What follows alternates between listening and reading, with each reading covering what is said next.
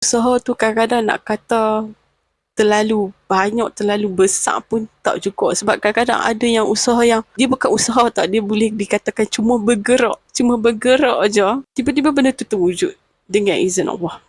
So bila kita berselawat dulu ni, urusan tu dipermudahkan.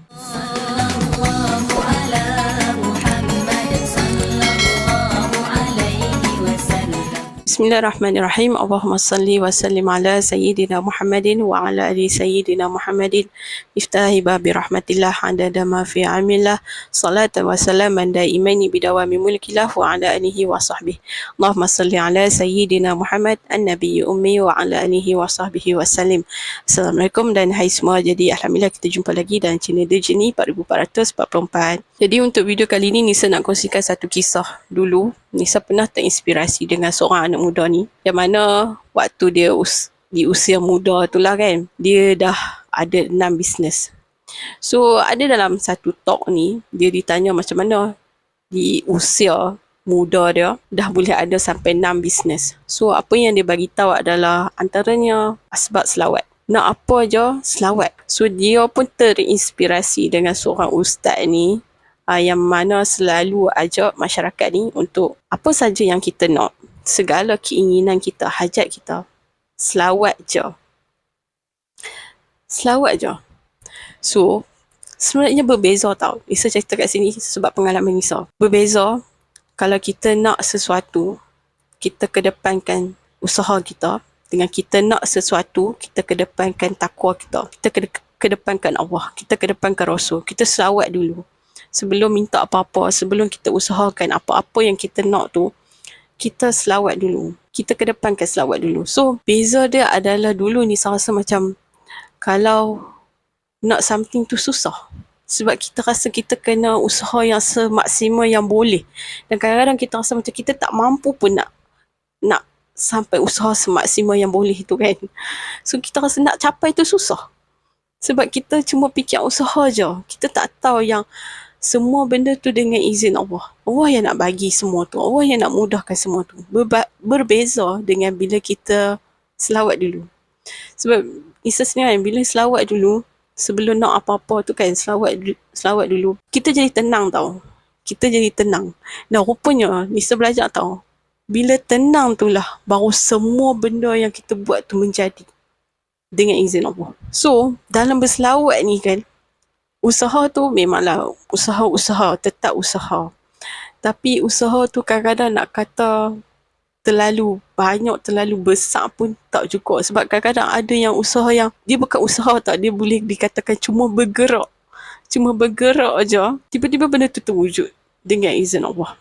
So bila kita berselawat dulu ni, urusan tu dipermudahkan. Sebab tu Nisa saja, rupanya senang. Ni pendapat Nisa lah dulu. Sebab macam bila kita faham yang semua yang terjadi tu dengan izin Allah kan. So kita nak minta apa, kita kedepankan apa yang Allah suka. Macam selawat kan. Allah suka bila kita berselawat untuk kekasih dia. So bila kita buat Allah suka tu, insya-Allah apa yang kita nak, insya-Allah Allah mudahkan. InsyaAllah Allah mudahkan. So pengalaman Nisa bila kita berselawat ni kan, jalan tu sentiasa tenang tau. Awal-awal sebelum nak apa-apa kita minta dekat Allah dulu. Kita bercerita apa benda yang kita nak, kita berselawat dulu. So dalam usaha kita teruskan berselawat. Dalam tawakal kita, pasrah kita pun kita terus berselawat. So bila macam contohlah rizak dia kan, kita tak tahu kita dapat ke tak dapat, tapi hati kita sentiasa tenang, kita sentiasa bersangka baik. Kita rasa macam tak apa ya Allah, dapat ke tak dapat ke, kita dah reda dah. Dapat ke tak dapat ke tak apa. Aku nak tetap terus berselawat. Lepas tu kalau tak terwujud pun gantikanlah dengan yang lebih baik. So macam kita sentiasa dalam keadaan bersangka baik tau. So berbanding yang kalau kita letak macam kita nak sesuatu tu dengan usaha, kita nak dapat sesuatu tu dengan duit, kita nak dapat sesuatu tu dengan strategi kita. Kalau lah tak dapat benda tu, kita akan jadi orang yang berputus asa tau. So kita mulalah nak salahkan semua benda. Sebab kita ketepikan Allah dari awal lagi. Sedangkan semua benda at the end, apa benda yang kita usaha ni, semua result tu atas izin Allah. Allah nak bagi ke tak bagi. So macam bila kita berselawat ni kan, Nisa faham satu benda yang kita ni cuma bergerak je. Buat je semampu yang boleh kan.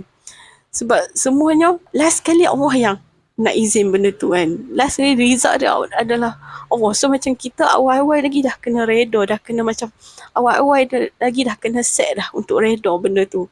Kita boleh berusaha, itu je. So macam bila ni saya tengok, bila apa-apa pun sebelum kita buat sesuatu, sebelum kita nak sesuatu, kita selawat dulu. Kita selalu dibimbing tau.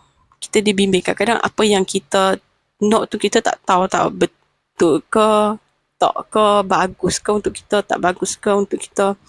Tapi selama pengalaman ni soalan kan, banyaklah. Boleh dikatakan secara umumnya banyak urusan tu dipermudahkan.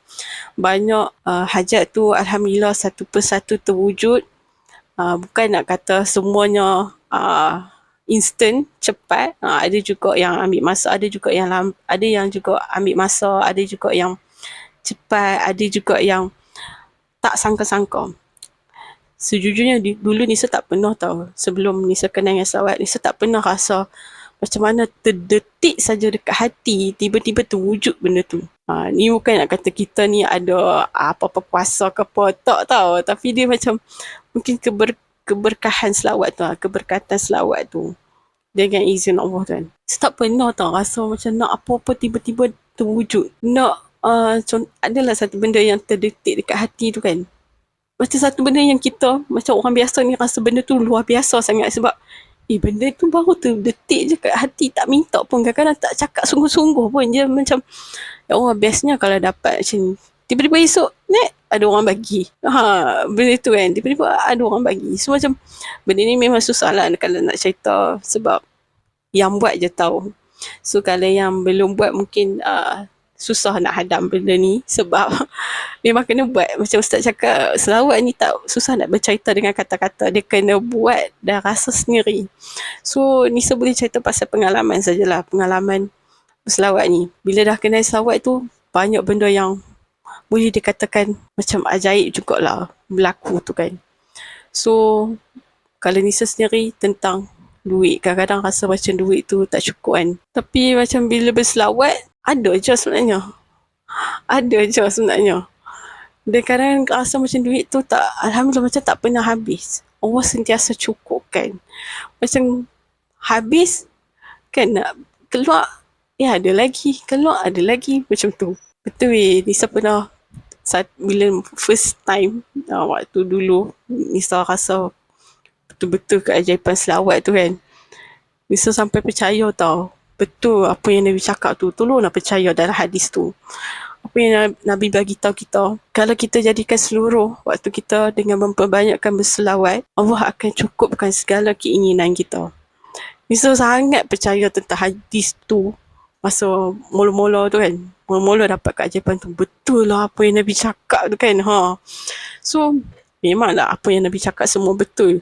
Cuma kadang-kadang kita punya tahap kepercayaan tu macam agak kurang. So bila benda tu betul-betul terjadi, macam level kepercayaan tu terus naik tau. Macam betul lah ni. So macam tugas kita selawat je apa yang kita nak kan. Macam Ustaz selalu bagi saranan kat kita, kita banyak hajat kan. So selawat je lah, selawat je. Dan selawat tu pun kenalah usaha juga, usaha bergerak je. Walaupun banyak jalan yang Allah nak bagi tu, ada jalan yang kita takkan sangka, ada jalan yang kita kena usaha tapi Allah mudahkan usaha kita tu. Ada yang jalan yang macam datang, ada orang tolong kan, ada orang ketiga yang tolong. So banyak jalan Allah bagi. So macam apa yang kita boleh buat adalah bergerak. Sebab tu ni rasa tenang tau bila macam Ustaz cakap, okay, kita selawat dan kita bergerak je, buat apa yang kita boleh buat. Jadi jangan ragu-ragu dengan selawat. Sebab cerita keajaiban selawat ni Nisa dah baca banyak, daripada ramai dah yang mengamalkan selawat ni. Tak ada seorang pun yang cakap hidup dia merana, tak ada pun. Semuanya cakap tentang kebahagiaan, semuanya rasa tenang, semuanya rasa bahagia, semuanya rasa happy dengan selawat. Banyak urusan dimudahkan, banyak hajat yang terwujud. Jadi kalau lah nak rasa macam mana yang lain rasa tentang selawat ni, buatlah. Selawat ni sangat baik untuk kita di dunia sampai akhirat. Sampai ke syurga tu pun ada cerita pasal selawat lagi. So lagi banyak berselawat ni lagi baik untuk kita. Memang selawat tak ada hitungan yang tertentu, tapi hitungan tu untuk target nak dorong kita supaya one day kita boleh satu hari dengan banyaknya selawat. Mungkin ada orang boleh selawat tanpa hitungan, tapi ada orang perlukan hitungan untuk motivasi dia nak selawat tiap-tiap hari. So tak kisah, asalkan kita selawat je tiap-tiap hari, benda tu tak perlu jadikan isu. Terus je berselawat, macam mana cara kita nak berselawat sekalipun, terserah masing-masing. Nak pegang tasbih ke, tak boleh pegang tasbih ke. Nak ada orang boleh selawat tanpa hitungan, ada orang boleh selawat kena ada hitungan, kena ada target. Masing-masing boleh je macam mana pun. So selawat je, yang penting tu selawat sampai kita boleh jadikan seluruh hidup kita, insya-Allah sampai penghujung nafas kita boleh jadi orang yang banyak berselawat. So ada orang tanya ni, so kalau contohlah ada target kan, ada target kemudian macam masa macam sikit lah, nak tambah boleh tambah. Selawat ni lebih banyak, lebih baik untuk kita. Yang dapat kebaikan tu adalah kita, bukan orang lain. So kalau kita nak kebaikan untuk diri kita, buatlah banyak-banyak, selawatlah banyak-banyak kan. So tak ada siapa halang pun. Nabi pun suka kalau umat ni banyak selawat, sebab Nabi nak bagi syafaat dekat semua umat dia. So kalau kita nak syafaat Nabi, terus memperbanyakkan selawat. Jadi mudah-mudahan video ni bermanfaat untuk semua. Saya minta maaf kalau ada salah dan silap sepanjang ni di YouTube ni. Jumpa lagi insya-Allah di next journey. Terus memperbanyakkan selawat dan ajak lebih ramai lagi orang untuk berselawat. Allahumma salli ala Sayyidina Muhammad wa ala ali Sayyidina Muhammad. Assalamualaikum. Terima kasih.